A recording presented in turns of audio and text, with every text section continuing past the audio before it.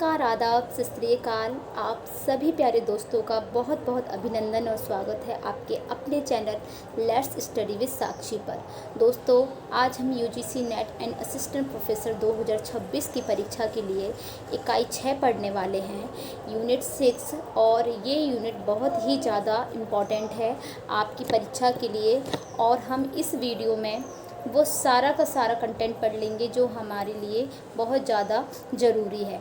दोस्तों, हमें हिंदी उपन्यास कौन कौन से हमें पढ़ने हैं, हमारे सिलेबस में कितने उपन्यास दिए हुए हैं, वो सारे के सारे उपन्यास भी हम जानेंगे। और ये भी जानेंगे कि उनके पात्र कौन से हैं, उनके प्रकाशन वर्ष कौन से हैं, और हमें इस वीडियो में क्या क्या पढ़ने को मिलेगा। तो बहुत सारी चीज़ें मैं इस वीडियो में लेकर आई हूँ आप सभी के लिए।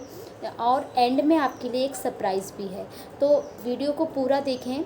चलिए फिर स्टार्ट करते हैं। स्टार्ट करने से पहले एक बार चैनल को सब्सक्राइब कर लीजिए। जो नए लोग हैं, चैनल पर पहली बार विज़िट कर रहे हैं, वो चैनल को सब्सक्राइब कर लीजिए और वीडियो को लाइक कर दीजिए, साथ ही अपने दोस्तों के साथ शेयर कर दीजिए। चलिए फिर स्टार्ट करते हैं हम। दोस्तों, इकाई 6 में हमें हमारे सिलेबस में 13 उपन्यास दिए हुए हैं। 13 के 13 उपन्यासों के नाम हम अभी के अभी जानेंगे। पहला है हमारा देवरानी जेठानी की कहानी, दूसरा है हमारा परीक्षा गुरु, तीसरा है गोदान, और चौथा है शेखर एक जीवनी, पांचवा है बाणभट्ट की आत्मकथा, छठवां है मैला आंचल, सातवां है झूठा सच, आठवां राग दरबारी, नौवां है मानस का हंस, 10वां है धरती धन्ना अपना, 11वां है तमस, और 12वां है जिंदगी नामा, 13वां है हमारा आपका बंटी। ये 13 उपन्यास दोस्तों, हम इसके बारे में संक्षिप्त विवरण पूरा का पूरा अभी के अभी जानेंगे। साथ ही हम इसके प्रकाशन वर्ष, इसके पात्र और इसके संबंधित विषय, इस सब कुछ हम अभी के अभी जानेंगे, क्योंकि प्रश्न यहीं से बनते हैं। हमें डीपली इनको पढ़ने की बिल्कुल भी आवश्यकता नहीं है दोस्तों, क्योंकि हमारे पास अब इतना समय भी नहीं है कि हम इनको डीपली पढ़ें। इसलिए हमें हार्ड वर्क नहीं, स्मार्ट वर्क करना है। हमें सारी ट्रिक्स के माध्यम से इसको पूरा कवर करेंगे। तो चलिए फिर स्टार्ट करते हैं। पहली कहानी हमारी, पहले उपन्यास देवरानी जेठानी की कहानी। दोस्तों, पहला उपन्यास है हमारा देवरानी जेठानी की कहानी। पहला उपन्यास है ये देवरानी जेठानी की कहानी। दोस्तों, पहला उपन्यास है ये देवरानी जेठानी की कहानी। इसका प्रकाशन वर्ष है 1870। इसके लेखक कौन है, किसका है ये उपन्यास? तो पंडित गौरी दत्त।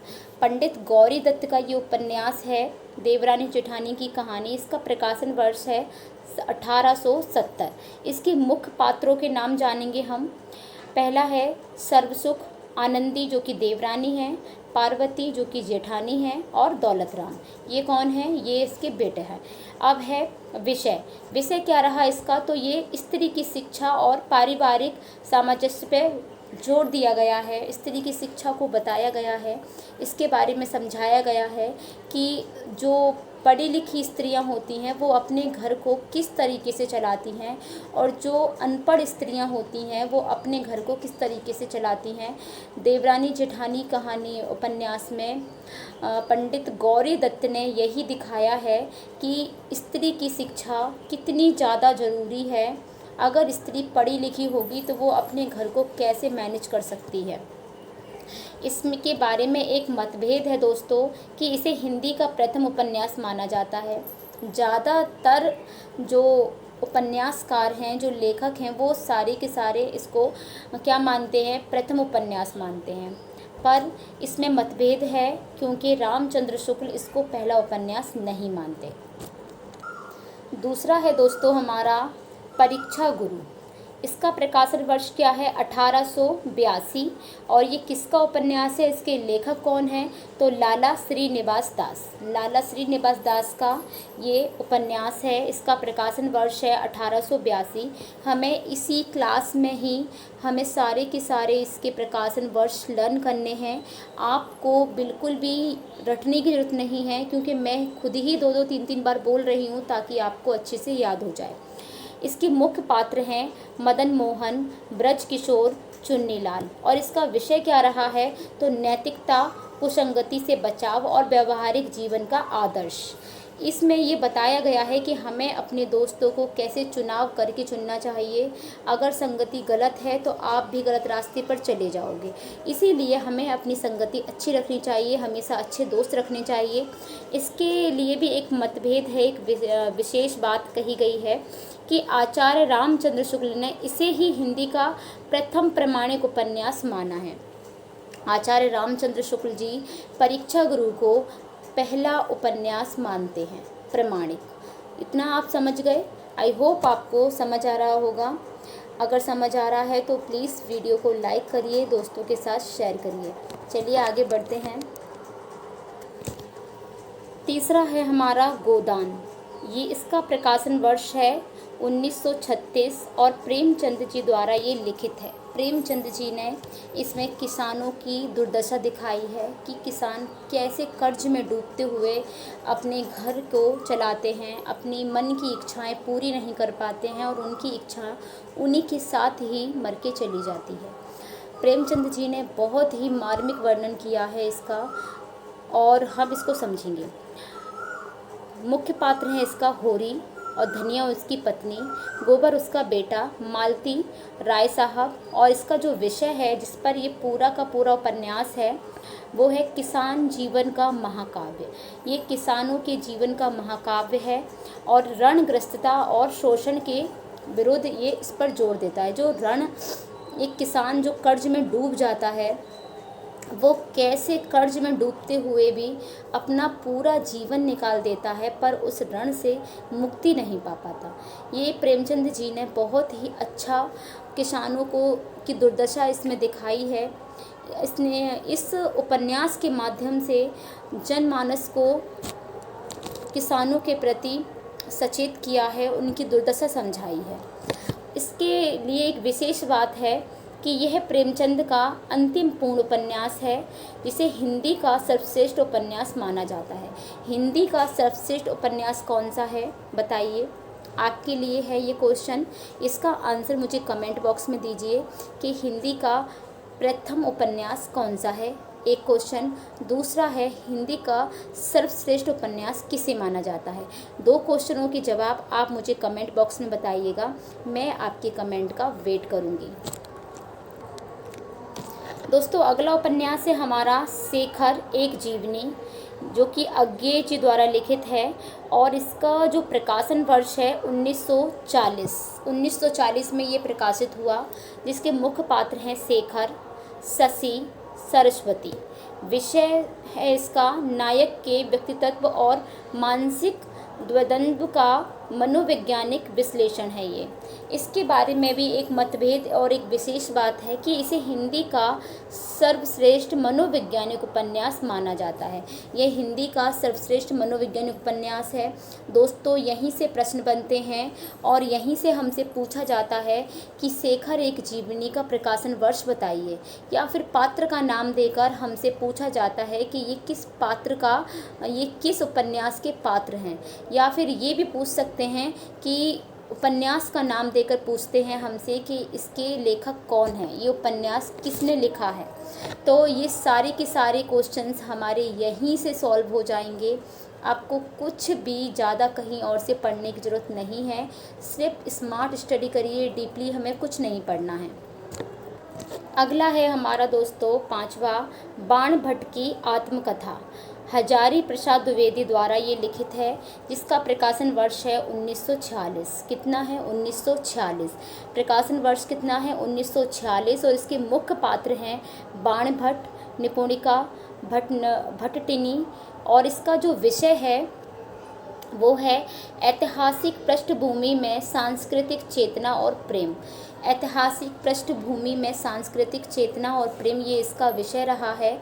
इसके बारे में भी एक विशेष बात है कि यह हर्षकालीन भारत की पृष्ठभूमि पर आधारित है। किस पर आधारित है, तो हर्षकालीन भारत की पृष्ठभूमि पर ये आधारित है। दोस्तों यहाँ से प्रश्न बनेगा कि बाण भट्ट की आत्मकथा के लेखक कौन है भाई, बताइए कमेंट बॉक्स में। हजारी प्रसाद द्विवेदी। प्रकाशन वर्ष इसका 1946। इसके मुख्य पात्र कौन से हैं? बाणभट्ट और निपुणिका और भट्टिनी। दोस्तों हमने ये जान लिया है, अब हम आगे बढ़ते हैं। दोस्तों हम 6 पर आ गए हैं। हमारा छठवां है, ये है हमारा मैला आंचल। 1954 में ये प्रकाशित हुआ। फणीश्वर नाथ रेणु जी द्वारा ये लिखित है। इसका प्रकाशन वर्ष है 1954 और इसके मुख्य पात्र हैं डॉक्टर प्रशांत, कमली, बलदेव,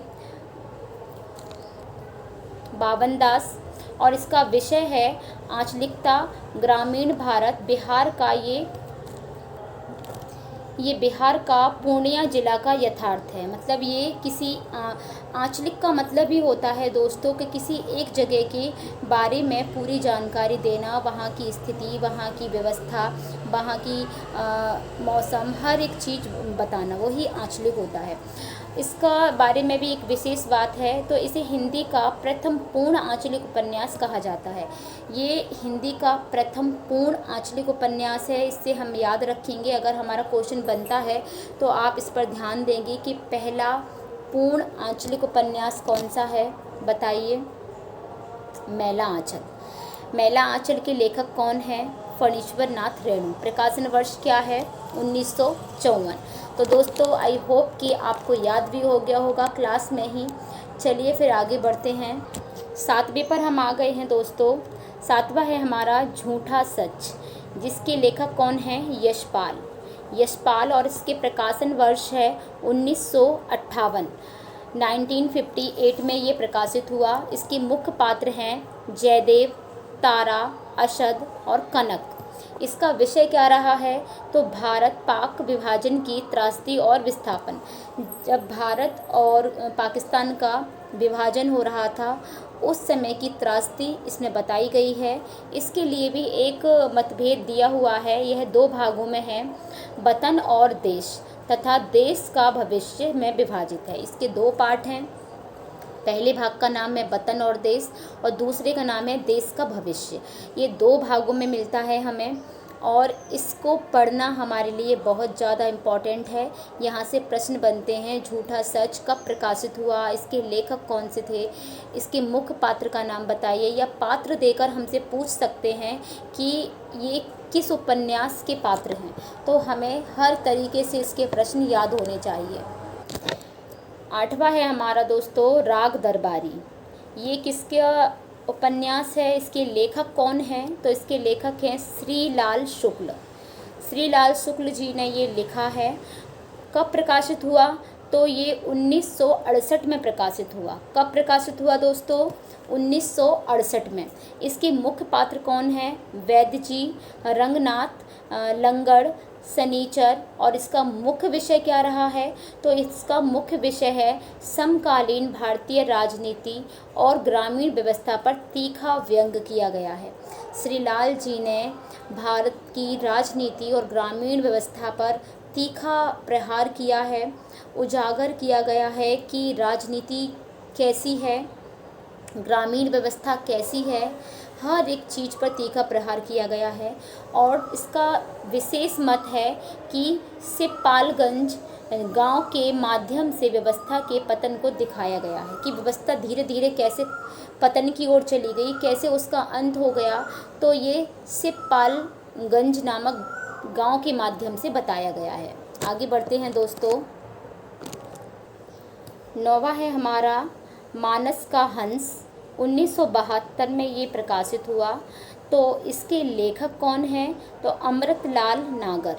अमृतलाल नागर जी ने ये लिखा है। इसका प्रकाशन वर्ष कब है? 1972। इसके मुख्य पात्र कौन से हैं? तो तुलसीदास, रत्नावली, गंगेश्वर। और इसके मुख्य विषय क्या रहा है? तो गोस्वामी तुलसीदास जी के जीवन संघर्ष का जीवनी परक उपन्यास है। यह उपन्यास तुलसीदास जी के जीवन के ऊपर है। इस उपन्यास में तुलसीदास जी के जीवन का संघर्ष बताया गया है कि कैसे उनने संघर्ष किया, गोस्वामी तुलसीदास जी का जीवन कैसे रहा, उसके बारे में ये सारा का सारा इसमें बताया गया है। इसके बारे में भी एक विशेष बात है कि यह तुलसीदास के व्यक्तित्व को मानवीय धरातल पर चित्रित करता है। इसमें ये बताया गया है कि तुलसीदास जी ने अपना गृहस्थ जीवन कैसे जिया, कैसे वो धरातल पर रहे, धरती पर रहे, उनका व्यक्तित्व कैसा था। ये सारी की सारी बातें हमें कहाँ मिलती हैं, तो हमें अमृतलाल नागर जी के उपन्यास मानस का हंस में मिलता है। आगे बढ़ते हैं दोस्तों। 10वां है हमारा धरती धन ना अपना। इसको किसने लिखा है, तो जगदीश चंद्र जी का ये उपन्यास है। कब प्रकाशित हुआ, ये प्रकाशित हुआ 1972 में। कब हुआ, 1972 में। इसके मुख्य पात्र कौन है, तो काली है, ज्ञानो है और हंसा है। काली, ज्ञानो और हंसा किसके मुख्य पात्र हैं, बताइए। धरती धन ना अपना। इसका विषय क्या रहा है, तो दलित जीवन का यथार्थ, जातिगत भेदभाव और मानवीय संघर्ष को इसमें दिखाया गया है। इस उपन्यास में जो दलित लोगों का जीवन है वो किस कठिनाई से गुजरता है, क्या क्या अत्याचार होते हैं उनके ऊपर, लोग उन्हें कैसे दबा लेते हैं, जो अमीर लोग होते हैं वो कैसे गरीबों पर अत्याचार करते हैं, कैसे जाति की वजह से उनके साथ भेदभाव किया जाता है, वो सारे के सारे मानवीय संघर्ष इसके अंदर हमें मिलता है। आगे बढ़ते हैं। आगे बढ़ने से पहले इसकी विशेष बात को भी पहचान लेंगे हम कि दलित चेतना के स्वर को मुखर करने वाला एक महत्वपूर्ण उपन्यास है ये। कौन सा उपन्यास है, दलित चेतना को स्वर को मुखर करने वाला ये सबसे ज़्यादा इम्पोर्टेंट और महत्वपूर्ण उपन्यास है। अब हम आगे बढ़ते हैं। दोस्तों, बहुत खुशी हो रही है मुझे कि मैं आप लोगों को इतने अच्छे से समझा पा रही हूँ। हम 11वें उपन्यास पर पहुँच गए हैं। देखो कितनी जल्दी हमने डीपली सिलेबस को इतनी स्मार्ट टिक से इतने अच्छे से समझ लिया है। अगर आप इसको 1 से 2 बार भी देख लेते हैं तो आपको सारे प्रकाशन वर्ष, सारे के सारे लेखक आपको इस क्लास को देखते ही लर्न हो जाएंगे। तो चलिए हम आगे बढ़ते हैं। तमस, ये किसका है, इसके लेखक कौन है, तो भीष्म साहनी। भीष्म साहनी का ये उपन्यास है। कब प्रकाशित हुआ, तो ये हुआ है 1974 में। 1974 में ये क्या हुआ, प्रकाशित हुआ। इसके मुख्य पात्र कौन हैं, तो नत्थू, मुराद अली, रिचर्ड, हरनाम सिंह। और इसका मुख्य विषय क्या रहा है, तो विभाजन की सांप्रदायिकता और मानवीय संवेदनशीलता का ह्रास। विभाजन के समय जो मानवीय सांप्रदायिकता फैली, लोगों के बीच जो मतभेद हो गए, जो हमसे अच्छे से प्यार से बात करते थे वही हमारे गैर हो गए, कैसे हमारा जीवन बदल गया, ये सारे का सारा हमें भीष्म साहनी जी ने अपने उपन्यास तमस में बताया है। दोस्तों, आई होप कि आपको समझ आ रहा होगा और इसके सारे प्रकाशन वर्ष आप यहीं लर्न कर लीजिए। आगे बढ़ते हैं हम। दोस्तों, अगला है हमारा 12वां जिंदगी नामा। ये किसने लिखा है, किसका उपन्यास है, तो ये इसके लेखक हैं कृष्णा सोपती। कृष्णा सोपती जी ने ये लिखा है। इसका प्रकाशन वर्ष है 1979। इसके मुख्य पात्र हैं लालिसा, शहजादी और राबी। ये इसके मुख्य पात्र हैं। इसमें से किसी का भी नाम देकर आपसे उपन्यास पूछ लिया जाएगा या उपन्यास का नाम देकर आपसे इसके लेखक पूछ लिए जाएंगे। तो हमें अभी के अभी याद कर लेने हैं कि जिंदगी नामा उपन्यास के लेखक कौन है, कृष्णा सोपती। इसका प्रकाशन वर्ष क्या है, तो 1979। इसका विषय क्या रहा, पंजाब का लोक जीवन, संस्कृति और सामाजिक संरचना। पंजाब का लोक जीवन इसमें दिखाया गया है। पंजाब के लोग कैसे रहते हैं, क्या करते हैं, कैसा संस्कृति है वहाँ की, क्या समाज व्यवस्था है, वो सारी की सारी हमें जिंदगी नामा उपन्यास में देखने को मिलती है। इसके लिए भी एक विशेष मतभेद है कि यह अपनी विलक्षण भाषा शैली के लिए अत्यधिक प्रसिद्ध है। अब ये हमसे क्वेश्चन पूछेगा कि अपनी भाषा शैली के लिए कौन सा उपन्यास प्रसिद्ध है, तो हमें याद होना चाहिए कौन सा है, जिंदगी नामा। आगे बढ़ते हैं। आ गए हम अपने सबसे लास्ट 13वें उपन्यास पर, आपका बंटी। किसका उपन्यास है ये, इसके लेखक कौन है, तो मन्नू भंडारी का ये उपन्यास है। कब प्रकाशित हुआ? 1979 में, 1979 में ये प्रकाशित हुआ। इसके मुख्य पात्र हैं बंटी, शकुन और अजय। इसका विषय क्या रहा है? तो तलाकशुदा माता पिता के बीच पिसते बच्चे का मनोविज्ञान। दोस्तों, जब माँ बाप का तलाक हो जाता है और बच्चे क्या करते हैं, बीच में पिस जाते हैं। बीच में पिसने का मतलब है कि उनकी नींव कमज़ोर हो जाती है। माँ के पास रहें या पिता के पास रहें, दोनों वो बच्चे क्या चाहते हैं कि हम अपने माँ बाप दोनों के साथ रहें, लेकिन वो दोनों के साथ नहीं रह पाते हैं। तो आपका बंटी उपन्यास में यही दिखाया गया है कि जब तलाकशुदा है आपका, यहीं से कि ये कभी आपको मैचिंग में देता है कि ये पात्र किस उपन्यास के हैं। तो हमने यहाँ देख लिया, उपन्यास के हमने पात्र पढ़ लिए, प्रकाशन वर्ष पढ़ लिया और हमने इनसे संबंधित लेखक पढ़ लिए, इनसे संबंधित हमने विशेष बात भी पढ़ ली। अब हमने इकाई 6 के संक्षिप्त विवरण में स्मार्ट वर्क कर लिया है। दोस्तों, अगर आपको ये सारी क्लास समझ आई हो, आपको अच्छा लगा हो, मेरा कंटेंट पसंद आया हो, क्योंकि ये सारा कंटेंट मैंने खुद बनाया है आपके लिए एक संक्षिप्त रूप में, ताकि आपको ज़्यादा लंबे लंबे नोट्स ना पढ़ने पड़े और छोटी छोटी चीज़ों से ही आपकी तैयारी हो जाए। अगर कंटेंट पसंद आया है तो प्लीज़ वीडियो को लाइक कर दीजिए और अपने दोस्तों के साथ शेयर कर दीजिए। पेपर पास आने वाला है, इसलिए हम और हार्ड वर्क करेंगे, अच्छे से मेहनत करेंगे और पेपर को क्रैक करेंगे। दोस्तों, मिलते हैं अगली वीडियो में। तब तक के लिए आप अपना ख्याल रखिए, कहीं मत जाइए, मौसम बहुत ख़राब है, इसलिए घर में रहिए और पढ़ते रहिए। Bye bye and take care.